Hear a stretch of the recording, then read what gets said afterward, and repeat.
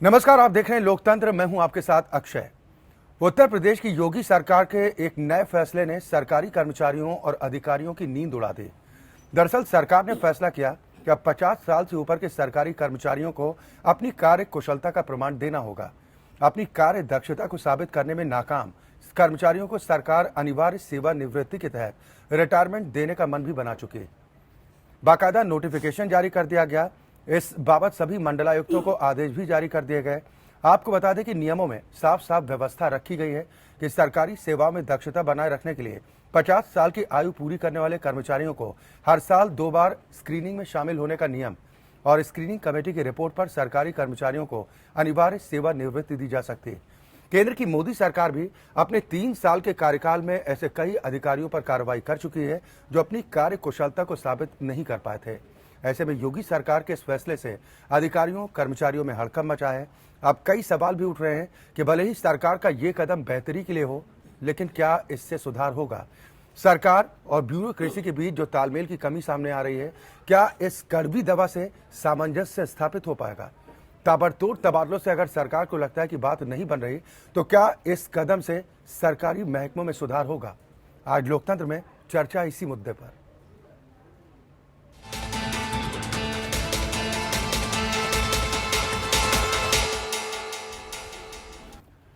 यह तो योगी सरकार के नए फैसले से सरकारी कर्मचारियों में अब हड़कंप मच गया है।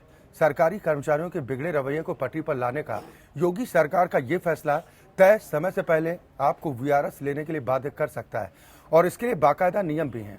आप भी देखिए आखिर क्या वो वजह है जिसके चलते सरकारी विभागों में काम करने वाले कर्मचारियों की धड़कनें बढ़ गई।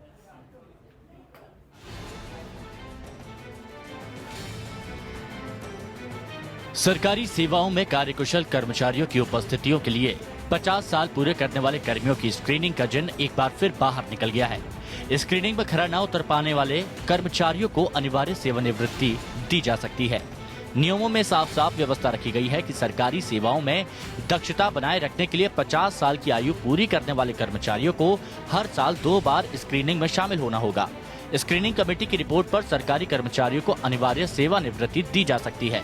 यहाँ ये जानना जरूरी है कि प्रधानमंत्री नरेंद्र मोदी अपनी सरकार के 3 साल के कार्यकाल में कई अधिकारियों के खिलाफ इस तरह की कार्रवाई करते हुए उनकी सेवा तय समय से पहले समाप्त कर चुके हैं। इनमें सूबे के आधा दर्जन आईएएस अधिकारी शामिल हैं, जिनमें Shishir Priyadarshi 1980 batch, Atul Bagai 1983 batch, Arun Arya 1985 batch, Sanjay Bhatia 1990 batch, Rita Bhatia 1997 batch शामिल हैं। बता दें कि प्रदेश में पिछले 1 दशक में ऐसी कार्रवाई शायद ही किसी विभाग में हुई होगी। इस तरह की कार्रवाई के लिए आखिरी बार शासनादेश 2003 में जारी किया गया था। इसके बाद नियुक्ति प्राधिकारियों को इस आदेश को याद दिलाने की कोशिश भी नहीं की गई, लेकिन योगी सरकार के आने के बाद अब इसकी पहल कर दी गई है। मेरठ में तो इस पर अमल भी शुरू हो गया है और मेरठ मंडलायुक्त प्रभात कुमार ने मंडलीय अधिकारियों को एक पत्र भी लिख दिया है, जिसमें अनिवार्य स्क्रीनिंग सेवानिवृत्ति की कार्रवाई 30 जून को कही गई थी। अब आइए आपको बताते हैं कि क्या कहता है नियम। वित्तीय पुस्तिका खंड 2 भाग 2 से 4 तक में प्रकाशित मूल नियम 56 में व्यवस्था है कि 50 से पार उम्र किसी सरकारी कर्मचारी को उसके नियुक्ति प्राधिकरण द्वारा बिना किसी कारण बताए 3 महीने का नोटिस या 3 महीने का वेतन देकर अनिवार्य रूप से सेवानिवृत्त किया जा सकता है। इसके लिए साल में 2 बार 50 साल से ऊपर वाले कर्मचारियों की सूची तैयार की जाएगी। इस सूची को स्क्रीनिंग कमेटी के बीच रखा जाएगा। रिपोर्ट पर प्रायुक्त अधिकारी अपने विवेक से फैसला लेंगे और अनिवार्य सेवानिवृत्ति का आदेश पारित करेंगे। यदि नियुक्ति अधिकारी राज्यपाल है तो मुख्यमंत्री संबंधित मंत्री के आदेश पर अनिवार्य सेवानिवृत्ति का आदेश जारी करेंगे। इस पहल से जिलों से लेकर शासन तक 50 साल की उम्र पार कर चुके अधिकारियों और कर्मचारियों में बेचैनी बढ़ गई है। उन्हें इस बात का अंदेशा है कि उनके साथ भी ऐसा हो सकता है और साथ में ये भी कहा जा सकता है कि अब केंद्र सरकार के तरीके पर ही योगी सरकार काम करने लगी है। हिमांशु दीक्षित, एपीएम। यह तो ऐसा कहना गलत नहीं होगा कि जिस मंशा से केंद्र में बैठी मोदी सरकार ने काम करना शुरू किया था, युवा शक्ति को आगे बढ़ाना और वरिष्ठों को किनारे लगाना, उसी रास्ते पर अब यूपी की योगी सरकार ने भी चलना शुरू कर दिया है। वैसे आपको याद होगा कि प्रधानमंत्री मोदी की सरकार में आने के बाद किस तरह से लाल कृष्ण आडवाणी, मुरली मनोहर जोशी, जसवंत सिंह और यशवंत सिन्हा को साइडलाइन किया गया था। नजमा हेपतुल्ला को मंत्री से हटाकर राज्यपाल बनाया गया था। ऐसे में इस मंशा के साथ बढ़ाए गए कदम के कैसे नतीजे देखने को मिल सकते हैं, आज लोकतंत्र में हम चर्चा इसी मसले पर करेंगे। सभी खास मेहमान जुड़ गए हैं। सबसे पहले अपने मेहमानों का तारुफ अपने दर्शकों से। मेरे साथ नोएडा स्टूडियो से दिनेश सिंह जी हैं, आप नेता हैं भारतीय जनता पार्टी। लखनऊ से 4 खास मेहमान मेरे साथ जुड़े हैं। एएल बनर्जी साहब हैं, आप पूर्व डीजीपी उत्तर प्रदेश हैं। एसआर दारापुरी साहब हैं, आप पूर्व आईजी हैं। और अरुण प्रकाश सिंह जी, प्रवक्ता कांग्रेस, हमारे साथ इस चर्चा में शामिल हैं। साथ ही वरिष्ठ पत्रकार अतुल चंद्रा जी भी हमारे साथ इस चर्चा में शामिल हैं। बहुत स्वागत है आप सभी मेहमानों का भी हमारे साथ इस कार्यक्रम में शामिल होने के लिए। शुरुआत भारतीय जनता पार्टी से ही बनती है।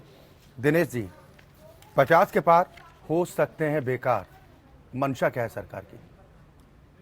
देखिए, मनसा अक्षय जी बिल्कुल स्पष्ट है। सरकार को चाहे उसमें नेता हों, चाहे उसमें सांसद हों, चाहे उसमें विधायक हों, चाहे उसमें अधिकारी और कर्मचारी हों, सबकी बराबर की जवाबदेही है कि जनता ने नेताओं को अगर चुना है या अधिकारियों को अगर जनता के टैक्स से उनको अगर उनकी तनख्वाह दी जा रही है तो निश्चित तौर पर उनको जनता के प्रति जवाबदेह होना चाहिए। अगर ये जवाबदेही, आप जनता के प्रति जो जवाबदेही है, अगर आप उस पर खरे नहीं उतर रहे हैं तो निश्चित तौर पर मैं कह रहा हूं इस सरकार को फैसला नहीं, उसके पहले स्वतः उनको पदत्याग कर देना चाहिए, चाहे वो नेता हो चाहे वो अधिकारी हो। लेकिन अगर आप नहीं करते हैं तो निश्चित तौर पर मुझे लगता है कि किसी भी संस्थान में किसी भी स्तर पे अधिकारी कर्मचारी हो तो निश्चित तौर पर उनकी दक्षता, जो स्क्रीनिंग टेस्ट की बात है, होनी चाहिए। ये तो आप भी तय करेंगे ना कि कौन अच्छा है कौन बुरा है। ऐसा तो नहीं हो सकता है कि कुछ लोग बहुत अच्छा काम करते हैं, कुछ लोग बहुत अच्छा परिणाम देते हैं और कुछ जगहों पे परिणाम शून्य रहता है। तो ये तो तय करना पड़ेगा। अगर आप में वो दक्षता नहीं है तो निश्चित तौर पर आप उस कुर्सी पर बोझ हैं, ये निश्चित करना पड़ेगा। और मुझे लगता है कि ये सरकार कर रही है, जैसे आपने अपने रिपोर्ट में दिखाया कि केंद्र सरकार उस पर आगे बढ़ चुकी है। 3 अधिकारियों के साथ ऐसी कार्रवाई हो चुकी है। निश्चित तौर पर मुझे लगता है कि बाकी राज्यों की सरकारों को भी करना चाहिए। एएल बनर्जी साहब, क्या आपको लगता है कि सरकारी कर्मचारियों पर यह चाबुक है सरकार का?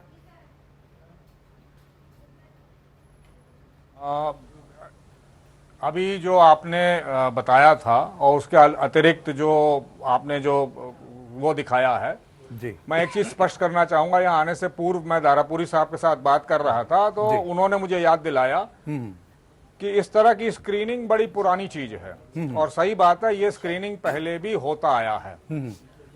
सरकारी सेवा में कोई भी व्यक्ति परमानेंट भर्ती नहीं होता है, वो एज ऑन प्रोबेशन भर्ती होता है, चाहे वो ऑल इंडिया सर्विस का अधिकारी हो, चाहे वो सिपाही हो। वो प्रोबेशन के बाद अगर वो प्रोबेशन सही पूरा करता है तभी उसको कंफर्म किया जाता है। मैं खुद जानता हूं कि आईपीएस में मैंने कुछ एक अधिकारी के लिए ये लिख के भेजा था कि इनका प्रोबेशन बढ़ाया जाए और उस अधिकारी का प्रोबेशन बतौर एएसपी बढ़ा दिया गया था। जी, ये एक सिस्टम है जिसमें कि हम एसीआर लिखते हैं और प्रत्येक वर्ष में उसके कार्य का आंकलन करते हैं। जहां तक 50 साल के ऊपर की बात है, ये तो हम हर साल ही आंकलन कर रहे हैं कि वो कैसा काम कर रहा है, कैसा नहीं कर रहा है। मगर यह माना जाता है कि 50 साल के आने के बाद उसमें सुधार की कोई गुंजाइश नहीं रह जाती है।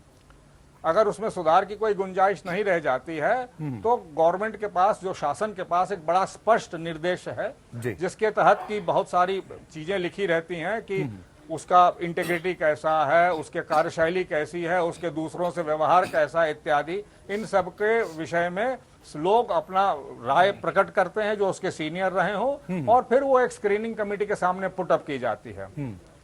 ये बात दीगर है कि केंद्र में मोदी जी के शासनकाल में इस चीज को सीरियसली लिया गया है और इस पर अमल किया गया है। इससे पूर्व जहां तक मैं जानता हूं, मेरी जानकारी है, शायद ही इस चीज पर अमल किया गया हो। और ये अच्छी बात है, ये होना चाहिए, इससे लोगों की नींद नहीं उड़ने चाहिए। मगर ये एक हमारे लिए एक सजग होने की बिल्कुल घंटी है। सर, हमारे जो आज नियम की कायदों तारीख की में बात जो आप जिस सर्विस तरह में से है, कर रहे हैं कि नियम कायदा भी कुछ इसी बात की तरफ इशारा करता है कि वक्त वक्त पर इस बात की स्क्रीनिंग की जा सकती है। ये बात अलग है कि 2003 के बाद से शायद उत्तर प्रदेश में इस तरह की प्रक्रिया देखने को नहीं मिली है। एसआर दारापुरी साहब, इससे कुछ नकारात्मक इम्पैक्ट भी पड़ सकता है? हाँ, इसमें एक चीज़ ये हो सकती है कि अगर कोई अधिकारी किसी कर्मचारी से नाराज़ है और वो काफ़ी दिन वो कर्मचारी उनके मातहती में काम करता है जी। तो वो अधिकारी उनकी जो वार्षिक रिपोर्ट लिखता है उसको ज़्यादा बिगाड़ सकता है और उसका इस्तेमाल जो है वो जब 50 साल की उम्र में पहुंचेगा तब वो उसके खिलाफ हो सकता है तब। जी। तो इसलिए इसमें थोड़ा सा ये देखने की भी जरूरत है कि जो इस प्रकार की रिपोर्ट्स आती हैं वो केवल एक दो रिपोर्ट जो उस पर ये असेसमेंट जो है आकलन वो निर्धारित नहीं होना चाहिए। उसको उसकी पूरी सर्विस जो है उसका पूरा एक बड़ा सम्यक संकलन जो है वो करने के बाद ही उसके 50 साल के बाद सेवा में बने रहने या ना बने रहने के बारे में कोई निर्णय लिया जाना चाहिए। ये इसके दोनों पहलू हैं कि ये अधिकारियों में ज्यादा दक्षता से काम करने का, मेहनत से काम करने का एक भय भी पैदा करेगा और दूसरी तरफ किन्हीं परिस्थितियों में इसके दुरुपयोग होने की संभावना भी रहेगी। अरुण प्रकाश जी, जिस कड़वी दवा का आज हम जिक्र कर रहे हैं उससे आपको लग रहा है कि सेहत में सुधार होगा, उम्मीद कर रहे हैं? कैसे देख रहे हैं इस फैसले को? अच्छा जी, जैसा कि अभी बनेगी साहब ने कहा, दारापुरी साहब ने भी कहा, मैं थोड़ा सा इन लोगों से संबद्ध करते हुए अपनी बात कहना चाहता हूँ जी।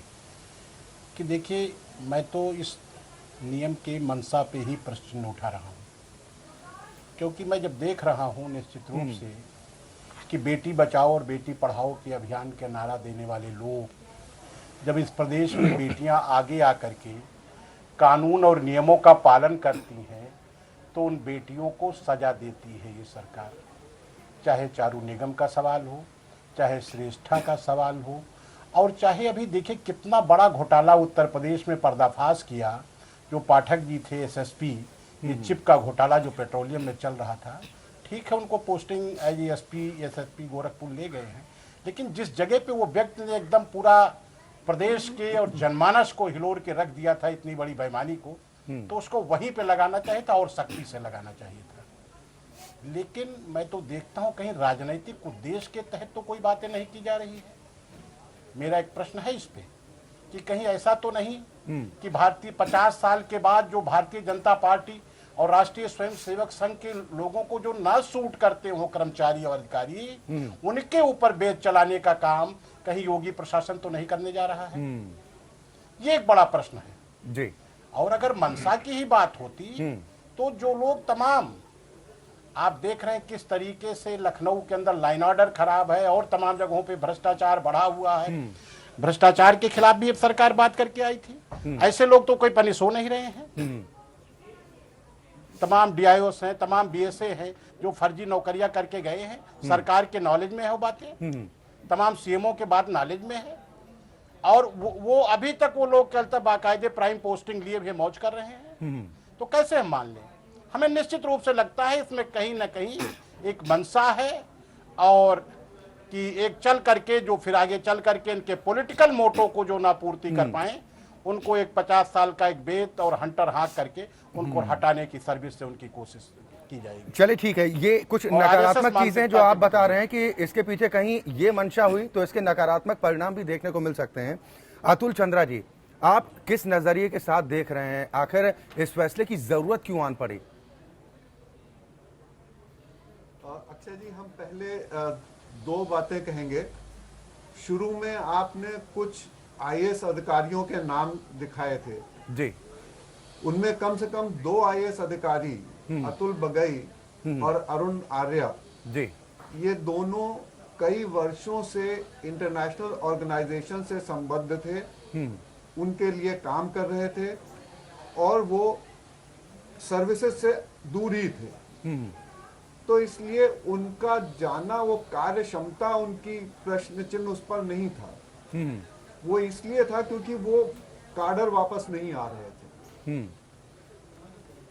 दूसरी चीज ये है कि ये कानून पहले से है, जैसा कि बनर्जी साहब ने बताया और दारापुरी साहब ने बताया कि जी। ये कानून तो शुरू से है ना, तो इसका इस्तेमाल जब अभी तक नहीं हुआ तो अब अचानक हो रहा है। तो हमारा एक प्रश्न तो ये है कि वो आईएएस अधिकारी जो केंद्रीय प्रतिनियुक्त के योग्य नहीं पाए गए,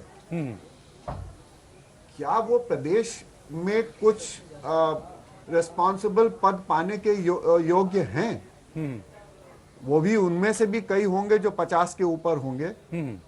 तो अगर वो केंद्र के लायक नहीं है तो राज्य उनको क्यों बर्दाश्त करे? उसी तरह से एक जो सबसे जरूरी बात इसमें यह है जी कि अगर हमारा बॉस हमसे खुश नहीं है तो हमारी रिपोर्ट जो है वो एडवर्स होगी। आईएएस अफसरों के साथ क्या होता है हमको आईपीएस के बारे में ज्यादा नहीं मालूम। आईपीएस अफसरों के बारे में लोगों से बहुत हमने सुना है कि अगर आपको कॉन्फिडेंशियल रिपोर्ट आपकी खराब हो भी गई तो वो कोई दूसरा आता है और सही कर देता है।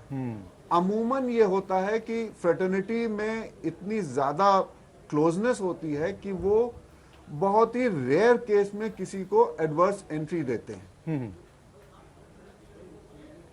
तो आप सिर्फ एक लेवल के या नॉन आईएएस या नॉन आईपीएस जो सिविल सर्वेंट्स दूसरे हैं सचिवालय लेवल पर, जिले के लेवल पर, उनके खिलाफ अगर आप ये करेंगे तो परिणाम वो होगा जो आज बनारस में हो रहा है, जहां पर लोग ओवर टाइम के विरोध में हड़ताल कर रहे हैं। क्योंकि उनका कहना यह है कि हम 12 घंटे 14 घंटे काम नहीं करेंगे जी। काम अगर सही भी है, काम कायदे से तो आपको 8 घंटे में खत्म करना चाहिए। आपकी प्रोफेशनलिज्म कॉम्पिटेंस उसी में दिखाई देगी जी। कि आपकी अगर 8 घंटे की ड्यूटी है तो जो भी काम है आप उसी पीरियड में करिए। अगर वो नहीं है तब फिर आप देखिए कि भाई वो 50 से ऊपर हो या 50 से कम हो, कोई भी कर्मचारी अगर किसी फाइल को लेकर के बैठा हुआ है, नहीं चला रहा है, काम नहीं हो रहा है, आदेश नहीं पारित हो रहा है या क्रियान्वयन नहीं हो रहा है, तब आप उसके ऊपर एक्शन लीजिए। अगर वो 50 के नीचे है तो भी, 50 के ऊपर है तो भी। तो ये नियम एक इसका क्रियान्वयन कायदे से होना चाहिए और इसमें विंडिक्टिव ना हो कोई, ये देखना चाहिए। बिल्कुल, ये आशंकाएं, इसीलिए आज हम इस बहस को लेकर आए हैं कि इसके नकारात्मक परिणाम क्या हो सकते हैं और इसका फायदा कितना हो सकता है। दिनेश सिंह जी, जो अरुण प्रकाश जी ने अपनी शंका जाहिर की है और जिन बातों का जिक्र अभी अतुल चंद्रा साहब कर रहे हैं, उसको भी सरकार ध्यान में रख रही है। नोटिफिकेशन तो जारी हो चुका और मेरठ मंडल के जो कमिश्नर हैं उन्होंने इस पर काम करना भी शुरू कर दिया है। निश्चित तौर पर। अच्छा जी, जितने लोग अभी चर्चा किए, चाहे हमारे दोनों आईपीएस अफसर किए हों या चाहे वरिष्ठ पत्रकार अतुल जी किए हों, मैं इनकी बात से सहमत हूं।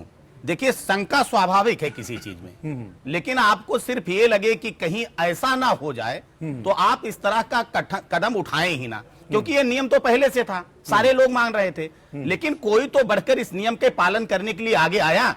निश्चित तौर पर मैं अपने वरिष्ठ पत्रकार का आदर करता हूं और उनकी बात से मैं सहमत हूं कि चाहे आप 50 के नीचे हो चाहे 50 के ऊपर हो, अगर आपको काम करने की प्रवृत्ति नहीं है, आप कह रहे हैं कि ओवर टाइम को लेकर लोग हड़ताल पर हैं, आप 8 घंटे में अपने काम को अगर ईमानदारी से आप काम करते हैं तो निश्चित तौर पर उस कार्यावधि में आप अपने काम को कर सकते हैं। लेकिन अपने 8 घंटे के उस काम में अगर आप काम के प्रति लापरवाह हैं तो आपको 10 घंटे लगना पड़ेगा, तो काम निपटा के जाना पड़ेगा। आप जनता के प्रति आपकी जवाबदेही तय होनी चाहिए। अगर 12 घंटे की जरूरत है तो आपको 12 घंटे बैठना है। नहीं तो ये जबरन रिटायरमेंट, ये इससे स्थिति सुधर पाएगी? नहीं, निश्चित सुधरेगी। देखिए, दो चीजें हैं ना, एक अच्छे काम करने वाले और एक काम ना करने वाले। दोनों लोग अगर बराबर की तनख्वाह ले रहे हैं तो ज्यादा जो ईमानदार होता है, ज्यादा जो मेहनती होता है, वो कुंठाग्रस्त हो जाता है। जब दूसरे को देखता है कि देखिए कोई काम ही नहीं कर रहा है और बहुत बड़ा भ्रष्टाचारी है, लेकिन इसके भी बल्ले बल्ले है, उतनी तनख्वाह ये भी ले जा रहे हैं, कम काम कर रहे हैं और हम सर खपा दे रहे हैं। अमूमन तौर पर आप देखिए जो ईमानदार होते हैं, जो कर्तव्यनिष्ठ अधिकारी होते हैं, वो ज्यादा परेशान नजर आते हैं। तो ये तो तय करना पड़ेगा ना निश्चित तौर पर, उनको जो अच्छे अधिकारी हैं, जो कर्तव्यनिष्ठ हैं, जो ईमानदार हैं, उनको पुरस्कृत किया जाना चाहिए। जो बेईमान है, जो कामचोर हैं, उनको उस हिसाब से उसकी सजा मिलनी चाहिए। इससे कोई इंकार नहीं कर सकता। लेकिन इसको तय कैसे करेंगे, चिन्हित कैसे करेंगे कि कौन अधिकारी ईमानदार है? अभी तो हम बात कर रहे हैं उच्च पदों पर बैठे अधिकारियों की, लेकिन सरकारी विभागों में छोटे पदों के जो कर्मचारी हैं, आपको नहीं लगता है कि बॉसिज्म कहीं ना कहीं हावी होगा? फिर जब एक आदमी के पास ताकत होगी रिपोर्ट तैयार करने की, तो एक दबाव तो होगा कर्मचारियों पर निचले स्तर के। ऐसा है, देखिए शुरुआत तो कहीं से अच्छी चीज शुरू करनी पड़ेगी ना, चाहे आप नीचे से शुरू करिए, चाहे आप ऊपर, और ये आते आते सब तक आएगी। ये अभी एक जगह पर एक काम शुरू है ना, उसके बाद निचले स्तर पे भी आएगी। जब और ये सरकार जरूर सावधानी बरतेगी कि किसी के साथ अन्याय ना होने पाए। अभी जितने लोग केंद्र सरकार में रिटायरमेंट किए गए, क्या उनके साथ किसी के साथ अत्याचार हुआ? इसलिए ये शंका, मुझे लगता है कि शंका स्वाभाविक है, लेकिन जिस तरह का काम है सरकार कर रही है, चाहे केंद्र की सरकार हो, चाहे प्रदेश की सरकार हो, शंका। और तीसरी बात, जरा मैं अपने कांग्रेस के मित्र से थोड़ा सहमत नहीं। बात कहां हो रही थी? ले गए पेट्रोलियम के चिप पर। जरा इनसे पूछिए कि पेट्रोलियम के जो चिप लग गए थे, किसके जमाने में लगे थे? उस समय सरकार क्या थी? आपको तो पता ही नहीं चल पाया, या तो पता नहीं चला, या तो पता होने के बाद भी आपने कोई कार्रवाई नहीं की। नंबर एक बात।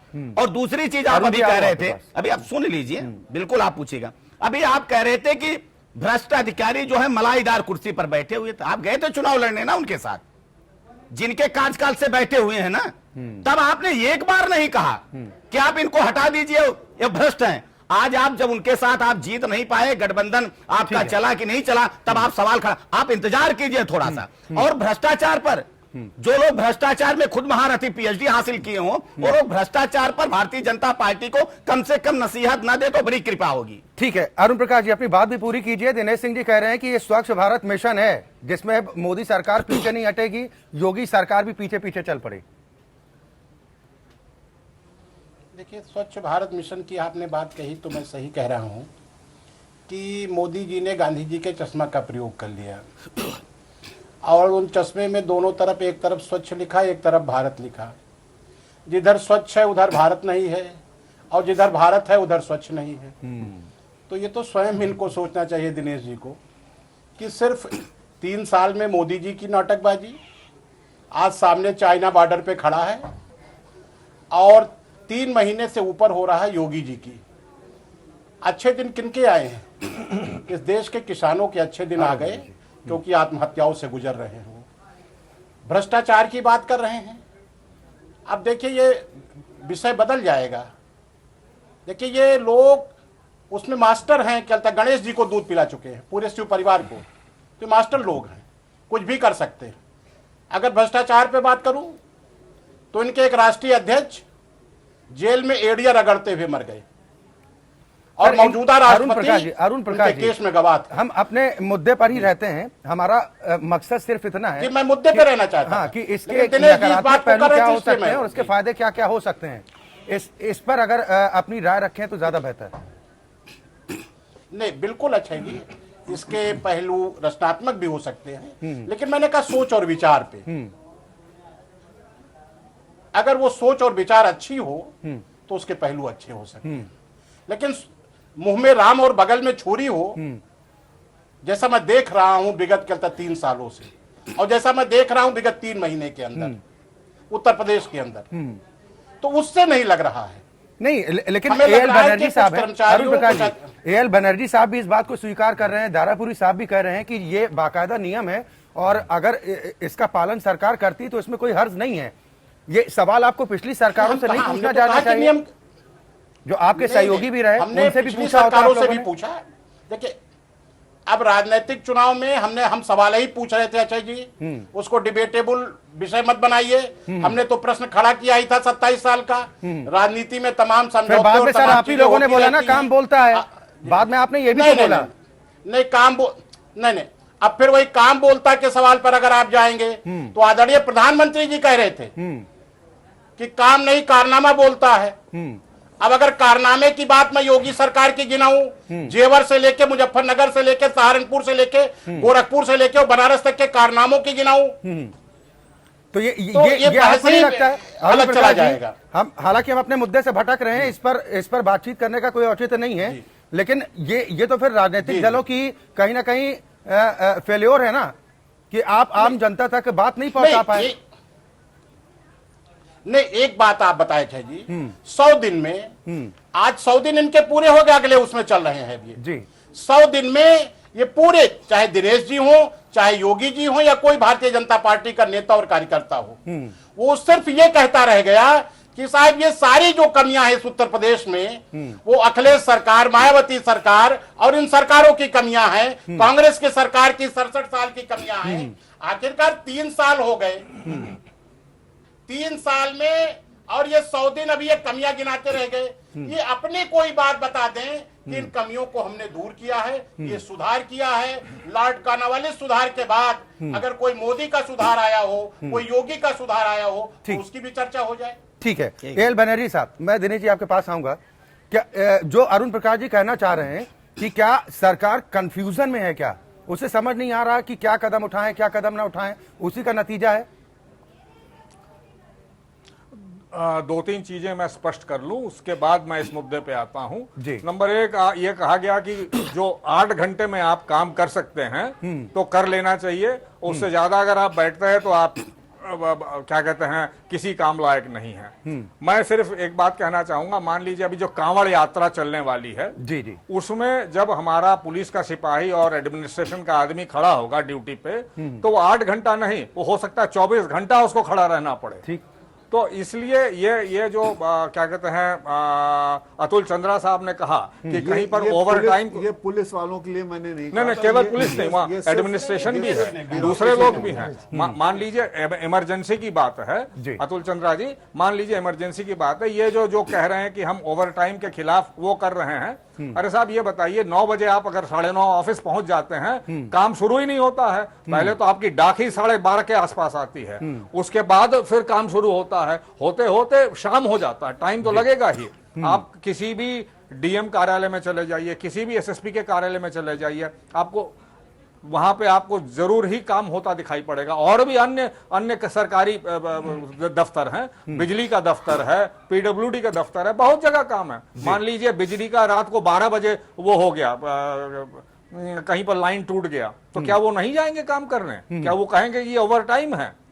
ये तो एकदम ये मानने को तैयार नहीं। अच्छा, दूसरा, अतुल चंद्रा साहब ने एक बात कही और बड़ी सही बात कही। उन्होंने कहा कि इस बात को हमको देख लेना चाहिए कि जो केंद्र में जिस अधिकारी को केंद्र में असमर्थ पाया गया है, उसको क्या समर्थ किया जाएगा स्टेट्स में, इस पर नजर बनाना चाहिए। अभी हाल ही में कुछ लोगों का एम्पैनलमेंट एडिशनल सेक्रेटरी के लिए हुआ था, उसमें से कुछ अधिकारी रह गए हैं, यानी कि उनको वो प्रमोशन केंद्र में नहीं मिलेगा। तो अगर उनको वो प्रमोशन केंद्र में नहीं मिलेगा, क्या उनको वो प्रमोशन स्टेट में मिल जाएगा? इस बात पर गौर करना है। इस बात पर कभी गौर नहीं किया गया था, और इससे पहले कभी इस तरह से एम्पैनलमेंट में लोगों को छोड़ा नहीं जाता था। तो ये भी एक बहुत बड़ा कदम है। ये जो 50 साल वाला आप कह रहे हैं, इसी प्रकार से ये भी एक बहुत बड़ा कदम है। तो ये इन चीजों को भी लेना पड़ेगा। हाँ, एसीआर लिखना, हर साल जो उसका जो सिजरा लिखा जाता है कि वो कैसा काम करता कैसा नहीं करता, बॉस का बहुत बड़ा हाथ होता है। बट मगर उसमें उसके ऊपर भी अधिकारी होते हैं जो कि उसको रिव्यू करते हैं, एक्सेप्ट करते हैं। उनको बड़े ध्यान से देखना चाहिए कि क्या ये सही लिखा जा रहा है या नहीं लिखा जा रहा है। नहीं, इसी बात को लेकर दारापुरी साहब आशंका थे कि कहीं बॉसिज्म ये हावी ना हो जाए कि अपने अधीनस्थों के खिलाफ कुछ व्यक्तिगत तौर पर जो कहते हैं कि दुश्मनी निकालने की प्रक्रिया शुरू हो जाए। इस बात को ध्यान में रखने के लिए सरकार को क्या कुछ स्टेप और उठाने चाहिए?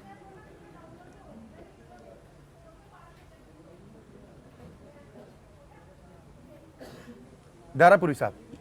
नहीं, देखिए, इसके लिए जैसा कि मेरा तजर्बा है, बैनर्जी का भी होगा, कि हमारी जो प्रशासनिक व्यवस्था है उसके अंदर भी बहुत सारे प्रेजुडिसेस रहते हैं वो विभिन्न नजरियों को लेके इस प्रकार के पूर्वाग्रह रहते हैं, और वो पूर्वाग्रह जो हैं जब किसी अधिकारी की एफिशिएंसी जज की जाती है तो उसमें वो हावी हो जाते हैं।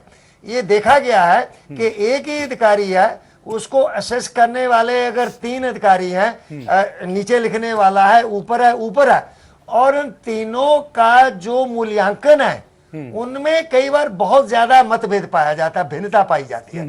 ये जो तो ये मेरा ये कहना है कि जब ये 50 साल वाली जो स्क्रीनिंग होती रही है, ऐसी बात नहीं कि जब नया देश शुरू हो रहा, हम लोग सर्विस में रहते हैं, 1 साल इसको करते रहे, और 1 साल इसकी रिपोर्ट बनती है, सरकार को जाती है कि भाई हमने किसी को नौकरी से निकालने लायक पाया या नहीं पाया। ये नई चीज नहीं है, इसके लिए ये सरकार को क्रेडिट लेना चाहती है, ये पुरानी व्यवस्था है, हम लोग करते रहे। हाँ, मैं जो कह रहा था कि ये सावधानी बरती जानी चाहिए कि इसको जो प्रेजुडिस वाला एलिमेंट है जो कि इनबिल्ट है हमारे सिस्टम में, उसके कारण कोई किसी के साथ जो है बेइंसाफी नहीं हो, और इसको एक जैसा कहते हैं कि उदार दृष्टि से जो है ये सारी स्क्रीनिंग होनी चाहिए, और जहां ऐसा लगे कि अब बिल्कुल ये ला इलाज है, इसको नौकरी से निकालने के सिवाय कोई दूसरा चारा ही नहीं है, ये बोझ बन गया है, केवल ऐसे मामलों में ही उनको नौकरी से निकाला जाना चाहिए जो कि जनरलिटी नहीं होनी चाहिए, एक्सेप्शंस होनी चाहिए। तो आप क्या सलाह देंगे कि सरकार अगर ये फैसला कर रही है कि स्क्रीनिंग करेंगे 50 साल के पार सरकारी कर्मचारियों की, तो इसको नेगेटिव इंपैक्ट के तौर पर लेना चाहिए या इससे डरने की जरूरत नहीं है? आप अपना काम ईमानदारी से कीजिए, क्या कहना चाहेंगे? नहीं, देखिए, स्क्रीनिंग जरूर होनी चाहिए। जब हम किसी को पैसा तनख्वाह दे रहे हैं तो उससे काम लेना भी हमारी जिम्मेदारी है। परंतु अगर आप स्क्रीनिंग के बाद पाते हैं कि कुछ लोग ऐसे हैं, तो मेरा ये सुझाव है कि उनकी हायर लेवल पे एक और असेसमेंट होना चाहिए कि कहीं उस आदमी के साथ, उस कर्मचारी के साथ कोई जरूरत से ज्यादा एक सख्ती तो नहीं बरती जा रही, या एक लेवल से ज्यादा उसको अनफिट तो नहीं पाया जा रहा। तो वो जो एक सेफ गार्ड है वो इसके अंदर जरूर बरता जाना चाहिए ताकि अन्याय नहीं हो। जी जी बिल्कुल, इसीलिए हम इस बहस को लेकर आए हैं कि सरकार का ये फैसला बेहतरी के लिए भले ही है, लेकिन इसका नकारात्मक प्रभाव नहीं पड़ना चाहिए जहन में सरकारी विभाग के कर्मचारियों में। अतुल चंद्रा जी, योगी सरकार शुरू से इस बात को लेकर कहती रही है कि हम काम करने की प्रवृत्ति लोगों में जगाना चाहते हैं, है ना, अधिकारियों से हम काम कराना चाहते हैं। एक तरफ ताबड़तोड़ तरीके से तबादले हो रहे हैं। क्या आपको लग रहा है कि ये तमाम वजह हैं जो शायद योगी सरकार को लगा कि अब इस तरह का फैसला करना पड़ेगा ताकि अधिकारियों कर्मचारियों में थोड़ा भय व्याप्त हो? हम आपके सवाल का जवाब देते हैं। पहले बैनर्जी साहब ने जो पॉइंट रेज किया था उसमें हम क्लैरिफाई कर दें कि कुछ सर्विसेज ऐसी हैं, जैसे बिजली विभाग का आपने जिक्र किया। जी जी। तो कई जगह डे और नाइट शिफ्ट्स होती हैं। वहां पर यह नहीं होता कि आप सुबह 9 बजे आएंगे फिर दूसरे दिन सुबह 9 बजे तक काम करते रहेंगे। शिफ्ट चेंज होगी जी। सर्विसेज, पुलिस और आर्मी, पीएसी, इनमें तो हमेशा 24 आवर्स क्या, हफ्ते भर इनको काम करना पड़ सकता है ड्यूटी। अगर इस तरह की सिचुएशन है तो इनको खड़े रहना पड़ेगा जी। तो हम इन लोगों की बात नहीं कर रहे हैं। लेकिन दफ्तरों में अगर कोई फाइल निपटा रहा है या नगर निगम में हम जा रहे हैं और हमको कोई काम, हमारा काम नहीं कर रहा है, हम ऐसे लोगों की बात कर रहे हैं कि इनको अपने निर्धारित समय में जो भी काम इनके सामने है उसको पूरा करना चाहिए। अब अगर डाक देर से आ रही है तो ये डाक जल्दी क्यों नहीं पहुंचती है जी, ये देखना चाहिए। जो डिलेइंग फैक्टर्स हैं उनको दूर करने की कोशिश करनी चाहिए। अब रही बात योगी सरकार ये जो कर रही है, तो सच्चाई ये है कि अभी योगी सरकार शायद ये अभी तक तो नहीं समझ पाई थी कि कैसे क्राइम को कंट्रोल किया जाए, कैसे ब्यूरोक्रेसी को काम करने में लगाया जाए। तो तबादले होते जा रहे थे जी। अब जब सब कुछ हो गया तब फिर एक नए मुख्य सचिव आए, तो जाहिर सी बात है कि अब नए सिरे से कुछ और ट्रांसफर्स होंगे ब्यूरोक्रेसी में, खासकर पुलिस वालों में तो अभी हमने देखा परसों ही नहीं, अभी कुछ सूची की बात सामने है कि कुछ सूची तैयार है, लेकिन हाँ ना में जवाब दीजिएगा अतुल चंद्रा जी कि IAS इसको लेकर क्या भय का माहौल व्याप्त होना चाहिए सरकारी कर्मचारियों में? नहीं, भय नहीं होगी, इससे एक अनसर्टेनिटी का माहौल बनता है। एक अधिकारी का हमारे पास मैसेज आया कि पिछले 10 महीने में 4 बार ट्रांसफर हो चुका है जी।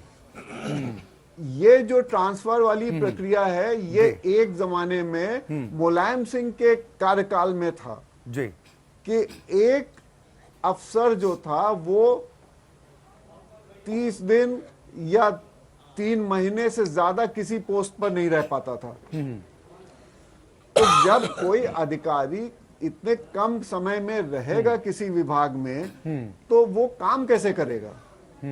और जब काम ही नहीं कर पाएगा तो फिर आप उसको असेस कैसे करेंगे? ठीक है, तो ये डर की बात नहीं है, इसमें अनसर्टेनिटी डेवलप हो रही है। बिल्कुल। दिनेश सिंह जी, इसका क्या जवाब अतुल चंद्रा जी को देंगे? और साथ ही योगी सरकार ने जिम्मेदारी तय करने की बात कही थी कि हम अधिकारियों की, कर्मचारियों की जिम्मेदारी तय कर देंगे। तो अगर जिम्मेदारी तय कर दी जाए कि भाई आपकी जवाबदेही है, आप चाहे वीकली रिपोर्ट हमें दीजिए, मंथली रिपोर्ट दीजिए या डे बाय डे दीजिए, तो क्या उससे बेहतर परिणाम नहीं थे? शायद इस फैसले की जरूरत ना पड़ती। मैं अतुल चंद्रा और बाकी लोगों का जवाब दूं, उसमें 1-2 सवाल खड़ा किया था अरुण जी, मैं जरा उनकी बात का जवाब देके निश्चित तौर पर पॉलिटिकली नहीं, पॉलिटिकल नहीं, आपने यही कहा था, आपने शुरुआत अपने शब्द में अरुण जी ने कहा कि आपने जो है बापू का चश्मा ले लिया। इनका ये शब्द था, मेरा नहीं था। आपने कहा कि आपने बापू के चश्मे को ले लिया। मैं निश्चित तौर पर ये मानता हूं कि इस देश में बापू को चश्मे को लिया जाना चाहिए। बापू को चश्मे को लेने का मतलब है इस देश को बापू के चश्मे से देखिए। हम तो बापू के चश्मे को लेकर बापू के चश्मे से देश को देखने का काम कर रहे हैं। आप तो उस दल का प्रतिनिधि के रूप में बैठे हैं जो उनके चश्मे का नहीं, सिर्फ उनके नाम का इस्तेमाल किया। पहले सुन लीजिए, मैं बीच में नहीं बोलता हूं, जरा अरुण जी सुनिए। हमने जो कहा उस थोड़ी देर जरा बात कान का इस्तेमाल करिए, फिर बोल लीजिएगा। मैं सुन रहा था ना, मैंने एक शब्द बोला, मैं सुन लीजिए। तो आपने सिर्फ उनका नाम लेकर परिवार के पीछे लगाया। बापू ने क्या कहा था? बापू का तो स्वच्छता का नारा उनका था ना, लेकिन आप भी स्वच्छता को समझे लेकिन गलत परिवेश में। हमने स्वच्छता को समझा कि साफ सफाई रहनी चाहिए अपने परिवेश में, हमको स्वच्छ रहना चाहिए, हमको ईमानदार रहना चाहिए। आपने स्वच्छता को, आपकी पार्टी ने, आपकी सरकार ने समझा कि खजाने को साफ करना चाहिए। आपने वो काम किया। और हमने जिस नजरिए से देखा, जिस चश्मे से हम देख रहे हैं, उस चश्मे से देख रहे हैं कि ईमानदारी बरतनी चाहिए, जो बापू का सपना था। और 3 साल की सरकार हो गई, ये बता दीजिए कोई मामला आपके यहां? तो डेली मामला आप कृपया करके उस तरफ ना जाइए, नंबर 1। दूसरी चीज, आप चीन तक पहुंच गए, आप अपना 62 भूल जाते हैं, इसलिए हिम्मत नहीं जरा सुनिए। आप जब बॉर्डर के बाहर जाते हैं, मुझे जाना पड़ता, मैं चर्चे से हटता नहीं। आप आइए मुद्दे पर, अब जरा मुद्दे पर आइए, मुद्दे पर आइए। अभी आप कह रहे थे कि एक नेता अंदर होके आए, आपके अध्यक्ष और उपाध्यक्ष जाने के कगार में, चिंतित रहिए। सुनिए, अब मुद्दे की बात सुन लीजिए, जरा मुद्दे की बात सुन लीजिए, नहीं तो जिस दिन चर्चा होगा भेजिए। अच्छा जी, मैं कह रहा हूं सर, अपने मुद्दे पर रखें प्लीज। व्यक्तिगत तौर पर अरुण प्रत्यारोपी दिनेश सिंह आके कर लीजिएगा। नहीं, अरुण प्रकाश जी, मैं आपके पास आऊंगा। करके मुद्दे से मत, हम अपने मुद्दे पर रहते हैं सर, भटकाइए मत। अब इसलिए लोग बहुत भटक चुके हैं, इसलिए मैं अब ज्यादा भटकाइए मत। इसलिए दिनेश जी, इस बात का जवाब दीजिए जो अतुल चंद्रा जी ने जो सवाल खड़ा किया कि अगर जिम्मेदारी तय कर दी जाती तो उसमें बुराई कहां थी? शायद ये फैसले की जरूरत ना पड़ती। देखिए, वही आ रहा हूं ना, मैंने ये कहा बापू से ही जोड़िए सब चीजों को। बापू ने भी जो चीजें कही अपने जीवन में, वो शायद कहानी याद होगी गुड़ खाने वाला, कि जो बच्चा था जिसके अभिभावक लेके आते हैं और बापू कहते हैं हफ्ते भर बाद आओ, 15 दिन बाद आओ और महीने भर बाद आओ। जब वो बच्चे को लेके पिताजी आते हैं, तब बापू कहते हैं कि बेटा गुड़ खाना छोड़ दो, गुड़ अच्छा नहीं होता है। जब वो बच्चा चला जाता है तो पिताजी उनसे पूछते हैं, बापू आपने 10 दिन पहले क्यों नहीं बता दिया? बापू ने कहा कि ऐसा है कि तब मैं ही गुड़ ज्यादा खाता था। इसका मतलब उन्होंने पहले अपने जीवन में उसको उतारा। आज ये सरकार अगर किसी अधिकारी, किसी कर्मचारी को कोई काम करने के लिए कहती है, तो पहले हम उसको अपने आचरण में उतारते हैं। आज मोदी जी अगर 8 घंटे से ज्यादा हम काम करने की बात करते हैं, तो आज प्रधानमंत्री जी कर रहे हैं, आज योगी जी कर रहे हैं। एक अधिकारी वही है, कर्मचारी वही है, लेकिन एक कार्य संस्कृति बहुत वरिष्ठ लोग बैठे हुए हैं पैनल पे, चाहे आईपीएस अधिकारी हो, चाहे पत्रकार हो, चाहे कांग्रेस के साथी हो। कई सरकारों को आपने देखा है ना, अधिकारी कर्मचारी तो वही होते हैं, लेकिन इस तरह की व्यवस्था निश्चित तौर पर होनी चाहिए, हर विभाग में होनी चाहिए कि अगर आप काम नहीं करेंगे तो आप रहेंगे नहीं, ये मैसेज होना चाहिए। ये तो आपका काम निर्धार कैसे होगा? अतुल ये- चंद्रा जी कह रहे हैं कि एक निश्चित- तरफ आप ताबड़तोड़ तबादले कर रहे हैं, अधिकारियों को मौका ही नहीं मिल पा रहा, वो काम की शुरुआत करते नहीं, हैं, काम की- तब तक तबादले का नंबर आ जाता है। काम की शुरुआत नहीं करते हैं, काम की शुरुआत करें।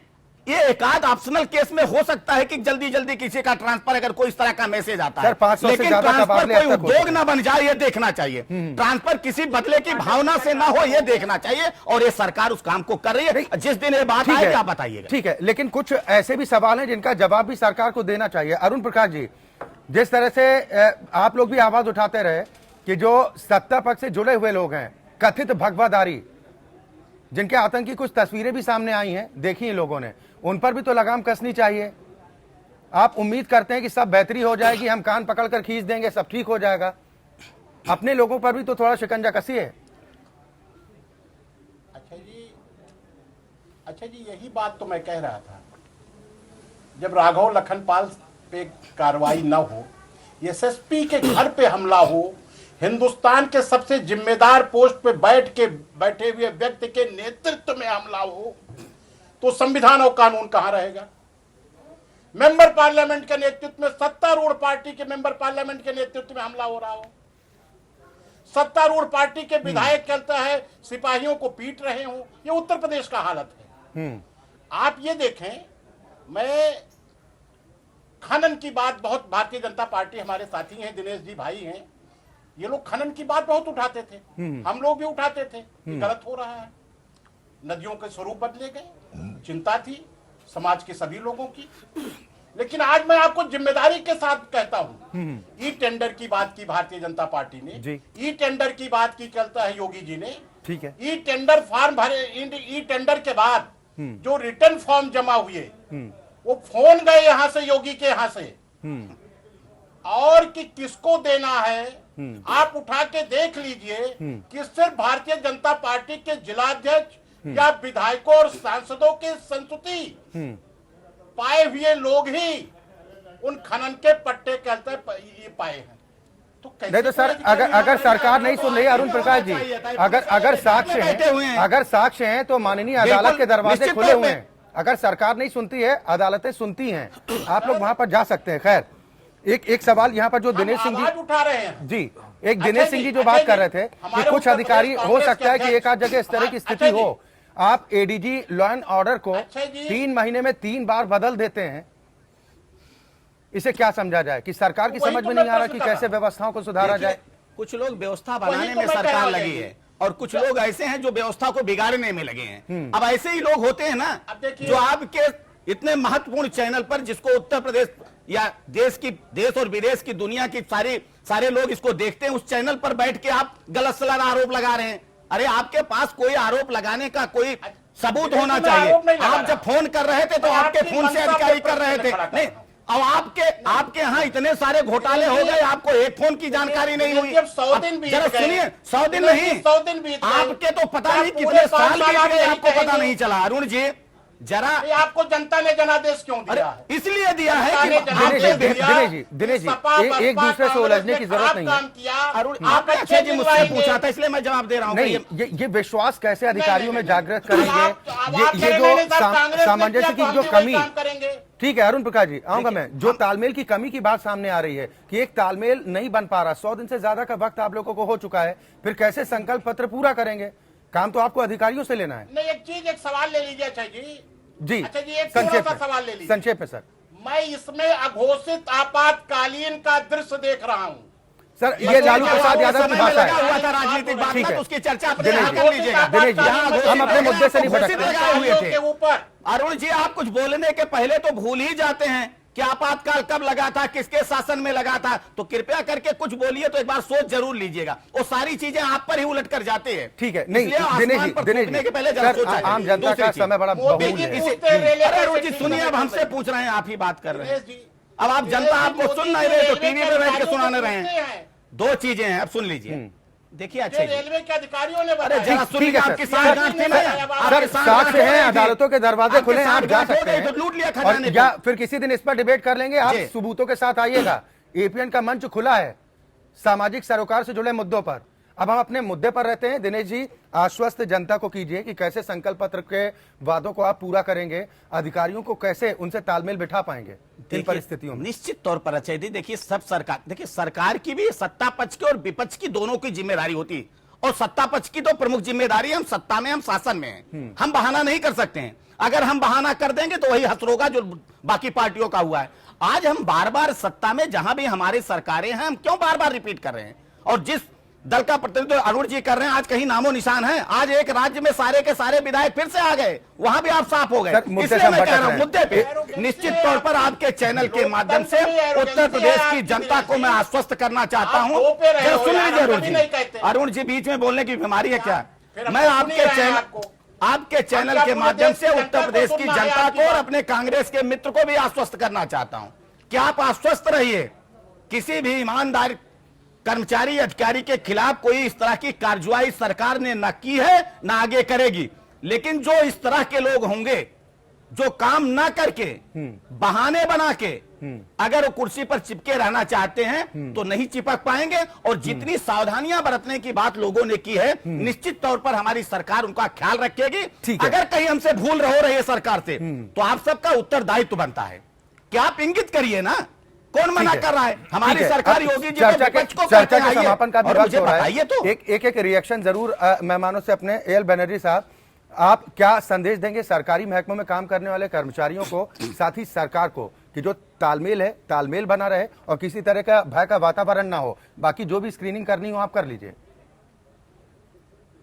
सरकारी कर्मचारी को अपना काम करते रहना चाहिए। कानून और नियम बड़े स्पष्ट हैं, उसको फॉलो करें और अपना समय उसमें दें और उसको सच्चाई से करें। इतना काफी है, चाहे स्क्रीनिंग हो चाहे नहीं हो, उसमें वो कभी नहीं आएगा। दारापुरी साहब, आप क्या मैसेज देंगे? मैं ये कहना चाहूंगा कि आप सरकारी कर्मचारियों को काम करने का समय दीजिए, क्योंकि जैसा कहा जाता है, प्रशासनिक सुधारों में कहा गया कि आप टेन्योर फिक्स करिए 3 साल का, या जो भी आप जिस लेवल का हो, और वहां पर उसको काम करने का पूरा मौका दीजिए। पर अभी तक जो है वो जो 1 महीना पहले ट्रांसफर हुए थे, उनकी जगह दूसरी जगह ट्रांसफर हो गया। अगर ऐसा रहेगा तो जो दक्षता जो है उसका असेसमेंट करना बड़ा मुश्किल होगा, और उसमें कर्मचारियों के साथ अरुण प्रकाश जी, क्या आपको लगता है कि ये जो कवायद हो रही है करते रहिए, जिम्मेदारी जरूर तय कर दीजिए अधिकारियों की, तब व्यवस्था परिवर्तन होगा?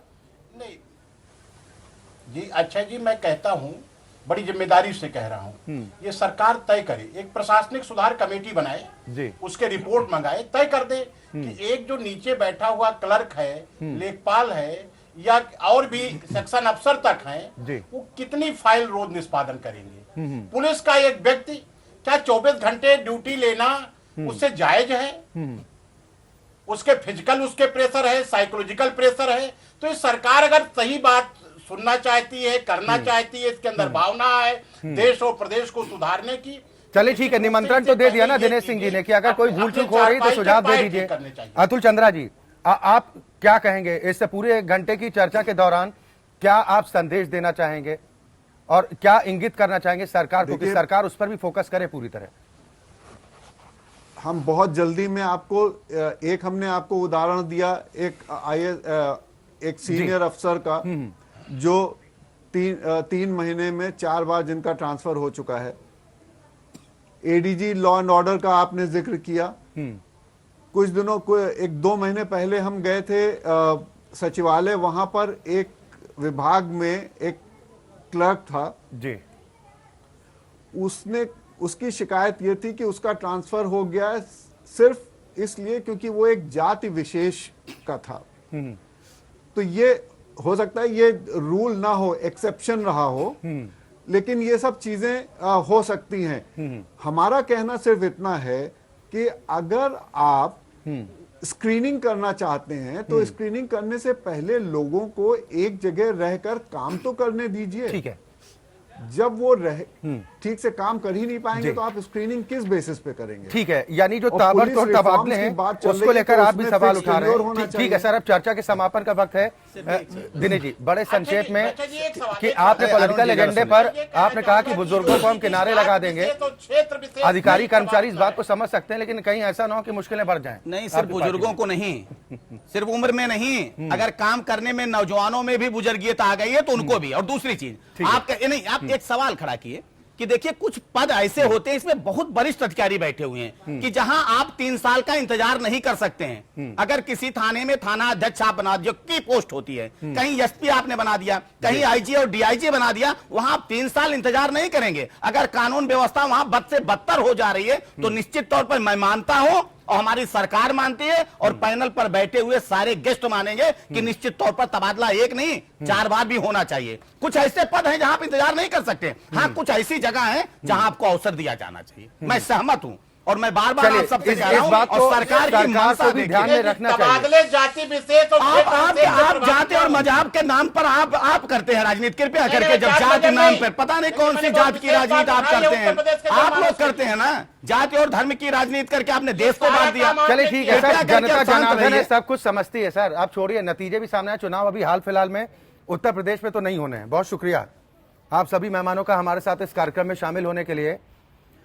तो सरकार की तरफ से कवायदें जरूर की जा रही हैं कि एक पारदर्शी माहौल बनाया जा सके, उसको लेकर एक नया ऐलान जो कहीं ना कहीं हड़कंप जरूर मचा रहा है सरकारी महकमों में, लेकिन सरकार की तरफ से कहा जा रहा है कि ये व्यवस्था परिवर्तन को लेकर उठाया गया कदम है, इससे भयभीत होने की जरूरत नहीं है, कामचोर लोगों को घबराने की जरूरत है। ईमानदारी से अपना फर्ज निभाने वालों के साथ सरकार खड़ी है, उन्हें किसी भी तरह की कोई दिक्कत नहीं हो पाएगी। इसी के साथ लोकतंत्र में आज के लिए बस इतना ही।